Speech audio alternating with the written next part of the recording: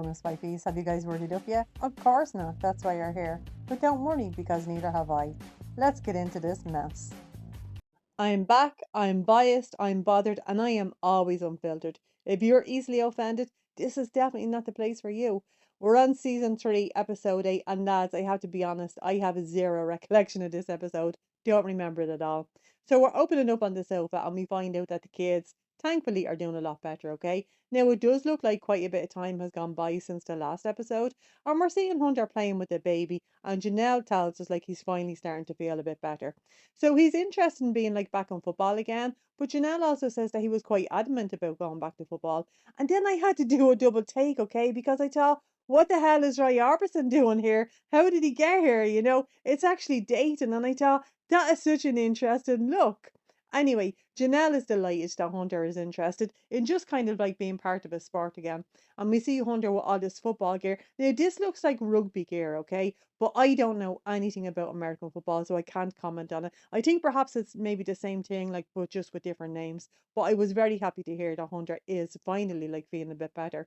So we're on the sofa with the adults, and I have to ask, what the fuck is Christine wearing? I know about the sleeves, right? But just take the spaghetti strap top off. Like, just leave the long sleeves on. This looks awful.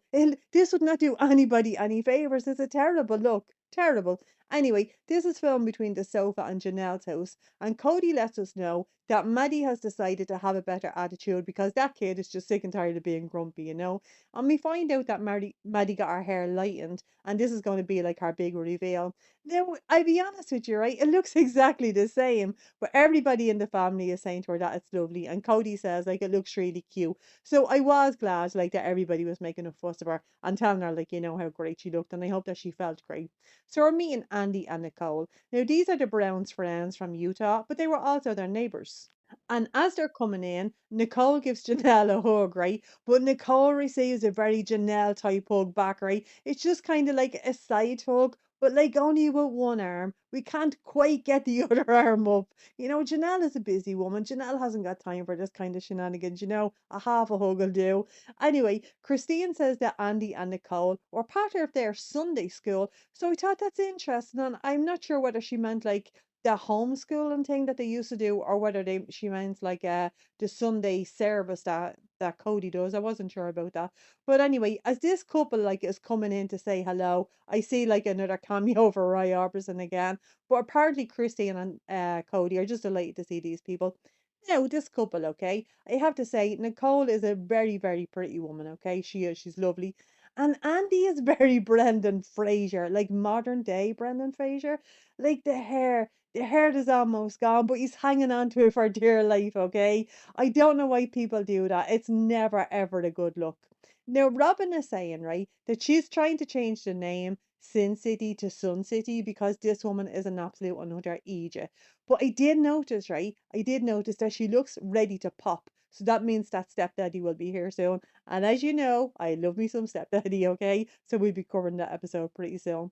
Anyway, the two families are going out to the park. And I was wondering, right, why the hell does Kody have to travel like in his own fucking car, in this stupid sized car, right? How much money has this man wasted on petrol? Like he's only small. He would literally fit into one of the other cars. Why does he have to bring this? This guy just loves, loves, loves to waste money. He's so fucking irresponsible. Now we find out that Andy and Nicole were both raised in polygamy, but they don't have another wife, but they do believe in the principle, okay? That's what they call it. Now Andy wants to talk to Kody about how to bang like another chick while he's married. And as they're talking about this, okay, about courting like a second wife, these two are giggling like two schoolgirls. And then my mind is blown. My mind is blown, okay? Because this is an actual barbecue, but it's in the park. But like it's a barbecue that's set into the ground. And I was wondering all kinds of things about it. Like how does it work? Like is it gas or charcoal? And like do you have to bring your own like gas or charcoal with you? And then like who cleans it? And how do you know that they're cleaned? I don't see a way like to take this thing apart. I've so many questions about it. But like I don't know how it works because the camera didn't stop on it long enough for me to figure it out. But I have so many questions about this damn barbecue. I wanted to know more about it. So Andy is telling us that he's been thinking a lot like about banging another woman, and like he says that he's getting older and that hair is getting thinner. He didn't say that, but I'm just saying the quiet part out loud. Now Andy says, right, that he's not opposed to marrying somebody like who has children because he thinks like that the person should have kids. So basically he's been around the block like a few times. I'm gonna take it as this. I'm gonna take it as that he wants like somebody his own age. That's what I'm hoping he means, okay? Because the stepdaddy thing like freaks me out in this kind of community. It's not for me at all. So I'm gonna go with that's what he's talking about, right? But as these two were having this conversation, giggling like two schoolgirls, I noticed that our very own truly Maggie Simpson is now walking, and she's walking on her own. Now she still hasn't got a blade of hair, okay, and the bald noggin still shining in that sun, but she is walking. Oh, I love to see it, and I thought, well done, baby, truly, that's great. So we're finding out that Andy and Nicole have six children, okay? This couple have six children, and Christine says they're an established family. But Mary pipes in and Mary says that her parents also had six kids before her father like started banging another woman. And according to Mary, like that's just totally normal. Now this is filmed between the park and the sofa, and Andy is letting us know that he's getting horny, but like basically looking at other people. But he does have to remind himself that he is actually married. Now, Andy just wants to be able to bang somebody appropriately. Okay, he wants to be able to bang biblically, okay? Because apparently, like, this is very, very sacred. But he does say that he's been thinking about this like every day. But also he doesn't want to hurt his wife. So I'm gonna give that to him, okay? I am. Because Kody didn't care about like courting any of the OG wives. So we're watching all the kids play as we're hearing this conversation between Andy and Nicole. And Andy says he knows plural marriage is true and that Kody can pull it off successfully. And I did laugh when he said that Kody could pull it off. I know I'm incredibly immature. I know that. I know. But I couldn't help myself.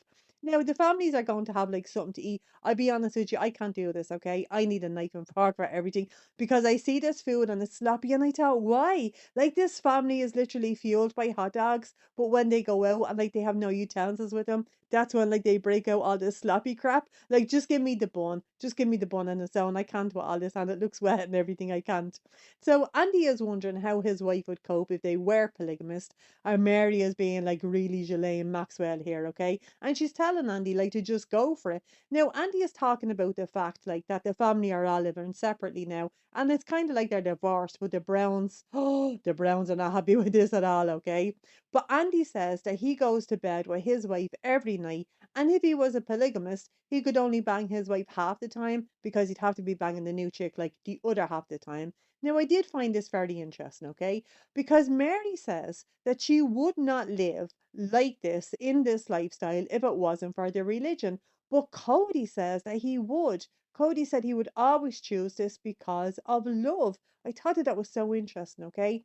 Now, according to Andy, God said to him, you have six kids, this is the next step. So basically, God said, you're a middle aged man. You have half a dozen children. Your hair is almost gone. Your wife is tired. She's raising all these damn kids. Go and get yourself some fresh meat. That's the conversation that he had with God. But then he's talking about eating broccoli, and I can't follow that line of thinking because, like, he's basically saying that it's going to be too difficult. But as this conversation is taking place, right, I'm unable to take my eyes off the burger that Andy has because I keep looking at it. It's a big, like, it's a big bum burger, okay, but there's lettuce in it, and he's waving it around as he's talking, and I'm just waiting for that piece of lettuce to fall out. Oh, but anyway, Janelle says that she loves her life, okay? But again, she says that she would not have chosen this if it hadn't have been for the religion. I thought like the different perspectives were very interesting. But apparently, Andy's mother wants him to be a polygamist, and she tells him like how great it is. Now, Andy tells us, right, that he's basically looking at women in church and wondering, like, could they like be the next wife? And now we're in Christine's house and we're going to have mass. And Kody says, right, that Andy and Nicole are going to come to like their home mass. But as he's talking, right, he has that straggly piece of hair back and it was driving me mad. Now, this is filmed between the sofa and Christine's house. And Kody tells us that they have mass and they sing their hymns. I hear in these, okay? I do not recognize any of these hymns. I don't know what they are, okay? But the family is singing like really, really badly. And I can hear Cody's awful singing voice. But it did remind me of Christine singing at McKelty's wedding. I can't wait to get to that episode. That was a great one, okay? Now, I love the family. I do. You know I do, okay?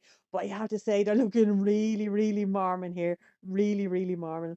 So Cody does say that in their church they don't have a rabbi like a priest or anything like that, and that the father usually does the church. But also, right, he wants the wives to speak on, oh my God, Christine. So Christine is telling us, right, but she has this voice on, it's like real play school teacher. And apparently, like, we can just talk to God. And all we need to do to talk to God, we just need to ring him on the phone, right? And she shows us God's number and she picks up a bit of paper and what's spelled out is Jesus, okay? And I broke my heart laughing. I broke my heart laughing at this. Because apparently, like, if you guys want to talk to God, just follow Christine, okay? She will tell you. Christine has his number. It's Jesus apparently. But we're also going to hear from Andy. Now, Andy is rabbiting on, okay? But I was noticing that Cody is sitting in a camping chair. Like there's four houses in this family, okay? But they don't have enough chairs for everybody because some of the kids are sitting on camping chairs too. Now I have to say this dude like is boring the crap out of me. But basically, like the rundown is that he thinks their brown family is great. Now Christine is crying, right? And she's telling us that McKelty is very proud of the parents. I think we need to get Christine on the antidepressants. I do. She's not looking the best here, you know. Now Cody lets us know that it's very scary, like to be standing there with his beanie in his hand asking America to accept him. I'm pretty sure like America doesn't give a shite what you're doing in your bedroom. And now we're having a very serious conversation with the kids about Warren Jeffs, right? And Cody says Warren Jeffs is a bully. No, I think I'd use the word psychopath to describe that because that dude like is awful, as no. Then Cody is telling the kids that Warren Jeffs is like King Noah Benzinoff. I thought, who the fuck is that? I've never heard of this person in my life, okay? But we find out that this person, Noah, whoever he is, was like a totally bad dude, just like Warren Jeffs. And Noah's people sorted him out, and basically the Gardaí sorted out Warren Jeffs. Now, Cody lets us know, right, that Andy and Nicole share his beliefs about Warren Jeffs, and I thought, I should really fucking hope so. The guy's a lunatic. Now, Andy says, right, that the people who followed Warren Jeffs, like, they lived in secrecy, and that's why his shenanigans went on for so long, because, like, the people were afraid to speak up. And then I got really fucking bothered, okay, because of Robyn. Robyn chimes in with something that I find infuriating, okay? Because apparently, like, she just can't believe that the women in the Warren Jeffs group, like, allowed anything to happen to their daughters, okay? But, like, there's nothing they could do, Robyn. Like, there's literally nothing that they could do because the men in their group had all the fucking power, okay? These women had no education. They didn't even have access to education, okay? And even if, like, they did know, you know, that there was another life for them, okay? They didn't like have a credit card that they could just run up 30 grand of debt like in Victoria's Secret. They'd nothing, they'd no money, they'd no way out. Like this woman, like her lack of understanding or empathy for anybody, you know, anybody other than her, it just blows my mind. It's very fucking concerning to me. And then what's even more concerning, okay, is Andy suggesting that people should just back off the Warren Jeffs people. But thankfully, Cody is coming in with a bit of sense, right? Because he knows that these people like they basically need to be rescued, okay? And he doesn't want them to feel alienated. And this like really intense conversation is happening. I noticed, right? Robyn's feet are filthy dirty, okay? Now I've been told in the comments that people ask like for your shoes to be taken off if you're walking on the carpet. I'll be honest with you, right? If you're inviting me to your house and you're like wanting me to take my shoes off, don't bother inviting me. I'm not going. And if anybody in your house is taking their shoes off, I'm not just wearing my Docs, I'm wearing my Jadens, okay? Because I do not want these dirty skin cells like to go near me. I can't. I like she's walking on the carpet in her bare feet, all right? And they're filthy. So the dirty skin cells are going to get caught in the fiber, and then I'm going to walk in it, and it's going to be stuck on me. Not a fucking chance. I'm telling you, like I'll just stand outside. And everybody else can share those dead skin cells amongst them. I can't with that. And if anybody is coming into my house, don't even think about taking off your shoes. Don't even, let's save us both the trauma, because I'm going to disinfect my floors anyway as soon as you're gone, you know? Like if you have carpet, that's definitely a you problem. I can't with that kind of thing. Anyway, apparently Andy was a tug when he was a kid, but then he was grand because people just left him alone. So that's why he wants to happen with the Warren Jeffs people. And I never thought he would say this, okay? But thank God for Cody, okay? Because Cody is telling Andy there's just a big difference between like being a brat when you're a teenager and basically like having your kid become a child bride. I never would have thought that I would say thank God for Cody Brown, but But stranger things have happened, and here we are. So all the adults are going out for a dinner. Now this is a dinner cruise on a place called Lake Mead. This looks like a nice place actually. So Mary is back like in our Ghislaine Maxwell mode, and she's asking Nicole why she wants to be a polygamist. And Nicole says that part of it is because of the Bible, but she also says, right, that her kids would benefit because they'd have lots of siblings. Now bear in mind, right, this woman has a half a dozen children. Like, how many siblings do you need?